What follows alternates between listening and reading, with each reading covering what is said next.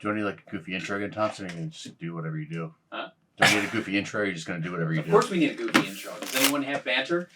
I don't. I'm too tired for banter. What would we do, baby, without us? What would we do, baby, without us? And there ain't no nothing we can't love each other through. What would we do, baby, without us? Sha-la-la-la. So little kid, right? 30-day old. 30-day old, 3.4 kilos. So what was the story? So story was baby had previously been ill with RSV, had tested positive for RSV, I think about a week or two. Yeah, prior. So were you guys together? Yeah. Yes. What did you know? What did you guys know when you went? Like, what did you get called? Like, what dispatch says? Hey, It was toned out as do you remember? just a 30-day-old intubated Murse, right? That's all. It wasn't. So that. But I kid think we showed- knew it was RSV positive Yeah. too. I think that came across. Hang on. that gets you excited right away. Yeah. Yes. Cool. Made me super nervous.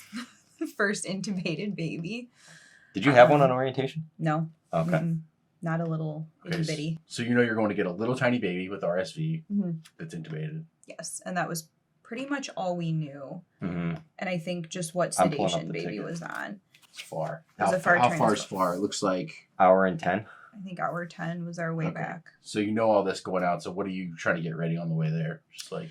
What are you, We prepped ventilator. I think we discussed some vent settings for kids that differentiate from my comfort zone of adults. Right. Talked about sedation, fluid boluses, if we would need them. I think some complications that we might run into. Access, IV Yeah. access. I had never poked a baby before for IV access, so that was going to be new. The other thing that we were looking at too was the weight. So the kid was just over the weight that we could take with our ventilator. So 3.4 kilos. I was really worried about us having all kinds of low flow alarms and stuff like that. So Oh, I forgot about that. Yep. because it was 3.4 kilos and 3.2 is our lowest limit. So we know all this going out. So then Mm-hmm. you get there, and then what happens? It was an interesting arrival, to say the least. Yeah. So on arrival, we found out that actually baby had been just hospitalized for RSV, was discharged the day before, Mhm. within before. the previous 48 hours for sure. And baby became somnolent at home, had decreased appetite, and then mom and dad had let baby just kind of rest overnight. And then when they woke up in the morning, baby was dusky, almost cyanotic, not breathing well. So they called EMS. And I think there were minimal interventions done until baby got to the ER. So it was already a very decompensated clinical picture for baby. Do you know like how long the baby was at the hospital before you guys got there? We arrived on scene at noon. The child arrived at the outside hospital at, I want to say, 9 a.m. So a reason, like a They pretty were, good amount of time. yeah, they were there for, she was there for about 3 hours before we showed up. So they didn't just come in and then call to come get picked up. Like, No, they did but some stuff first. it's a very small facility with Okay. a limited skill set. So when Carmen mentioned that there were limited interventions done by EMS, we're talking rural EMS. So they put the kid in the car seat and drove as fast as they could to the hospital. Unfortunately, this hospital also did not have a lot of the ability to take care of these kids because they had to call a neonatologist in from home to intubate. They were unable to intubate this child. So they were bagging this kid for a prolonged period of time in the ED. How long do you think? Or you don't know? What we could, and correct me if I'm wrong, I think we probably estimated maybe about 30 minutes before. Yeah, and I think the other issue that was concerning to us was that there had been no respiratory support from the time baby left home to the ER. Yeah. And obviously once, baby comes in, it takes everyone a minute to get oriented to what's going on. So that's what we were concerned about, that baby had gone a long time with probably very low sats, not breathing adequately. Yeah, because when we could tell that they didn't even put supplemental oxygen on this kid, like the parents told us they put the kid in the car seat and drove. So you guys got there, everybody's freaking out still? Everybody's Yes. Yeah. okay. So you're there, everybody's freaking out, then what? So a few things happened immediately. They had baby on a warmer, which was great because there definitely was some hypothermia setting in. Access was an issue for us. Sedation was an issue for us. Baby was breathing very fast over the ventilator. I think Let's see. from what our What vent was it? settings were, So I think in transport we were hanging out right in the 40s, right? yes. Yeah. But I think her initial Yeah. vent settings were 40 and she was breathing an additional 30 over that. Just Yeah. very shallow, Fast breaths. They had so trouble we knew obtaining- sedation was an issue. Yeah, they didn't. Yeah, the dosing of their sedation was very suboptimal. And there was also an issue that the one IV, I think that she did have extraved with some vancomycin, so that was also concerning. Mm-hmm. So that was Yeah. our first, I think. We arrived and we saw the map. The map was low. The end tidal was high initially, and we'll get to that in a minute. Respiratory rate was high. We had 1 point of access. It was a scalp vein too, and suboptimal sedation for sure. Probably in part because also the It was IV infiltrating. was infiltrating. Yeah. So it looks like you guys had a 3.5 uncuffed ET tube, right? Mhm. And they had D5 going when you got there, and you said the vanc that you No, they infused didn't have it with. anything going when we arrived. It was just the Versed drip infusing when we showed up. So only Versed. Mm-hmm. Okay. So then you guys are there for, it looks like, a while. An hour and a half. Mhm. So in the hour and a half time, what was going on? We discussed, well, we got access. We were getting access was our first big thing because we needed to get sedation under control. After titrating sedation and getting baby a little more comfortable on the ventilator, I think things started to get better. We started to see improvements in numbers. Mm-hmm. What kind of access did you end up getting? Did you just drill, or did you get some? No, so this was one of my biggest failures. I harp all the time in training, constantly, don't mess around with that, sticking these kids peripherally, and I didn't just go right to the IO, which I should have done. I absolutely should just drilled this kid. We ended up sticking a couple of times, got another scalp vein. Carmen, for her first stick, got a great vein, like right It's just here. beginners. So we got some more peripheral access, but we definitely spent way more time than we should have. So now you got 3. You got Yes. 2 scalps and something in the arm. Yeah, but I don't Okay. think we continued using We continued using one of the scalp veins. I yes, don't remember your which scalp one. vein and then Yeah, okay. my peripheral.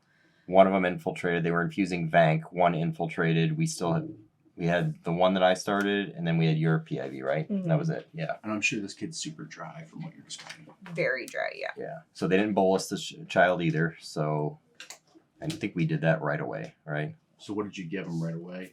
We gave 20 mLs per kg bolus immediately right off the bat. And actually, I think we ended up giving that one through the IV that they had placed. Mm-hmm. Because sounds right. that baby needed fluid really bad. So You were after giving it- doing that, we were a little bit more. You're giving it like over 20 minutes. How long you think? Did you notice a difference? We Yeah. didn't grab Yeah. the life flow at that point. I think, did you already have that on the pump and you just set the bolus rate? Yeah. Okay. Yeah.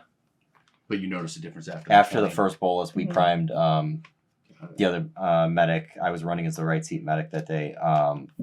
She primed the life flow afterwards, but we'd already gotten the bolus on board. It says in here like the kid wasn't peeing much. Did that change or not so much? No, I don't think baby had any No. voids during transport for us at all. And yes, minimal urine output, I think, for the previous 24 hours, mom and dad were saying, because PO intake had been really poor also. So it looks like you had the kid pretty well sedated with after you got the fentanyl. Is that So we upped the Versed, we gave fentanyl, started the fentanyl, and then we gave ketamine too, didn't we? I don't think on this It's kid. not in this one. Or no? Did we do? No, we gave pushes of Versed, right? Yeah, and the we gave verse pushes said, of fentanyl and Versed. That's right. And then it looks like you guys are rolling along. No real issues with the vents. You had them on pressure, right? Mhm. of all the complications we didn't have, I couldn't believe that once we shortened up the circuit, so we eliminated the extensions, we eliminated the filter, we had not one vent alarm. So you just kept the end title and it was fine? Mm-hmm. Yeah, so I was worried about the end title because when we were setting up the ventilator, I just wanted to remove as much as possible because we were at that limit, and we were just discussing the end title can potentially remove 6 cc's of tidal volume, and what was our tidal volume? 25 on this kid. So, but it worked. We were able to leave the end title on. We had no vent alarms whatsoever. It looks like your end title was giving you trouble, right? It was going down? It was going down. So what does that mean? It was as we were So if pulling you look, into. oh, you got it right there. So it was tight. It was slowly dropping throughout the whole transport. Because what did we have? How long were we to the PICU? It was what, a 50-minute drive? I think so.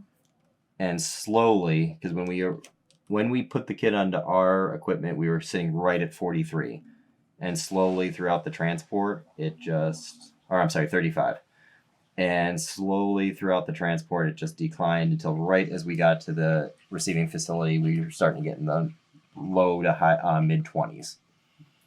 And I mean, a non-invasive blood pressure cuff on a child this size is of limited value, but the heart rate did rise a little bit, so.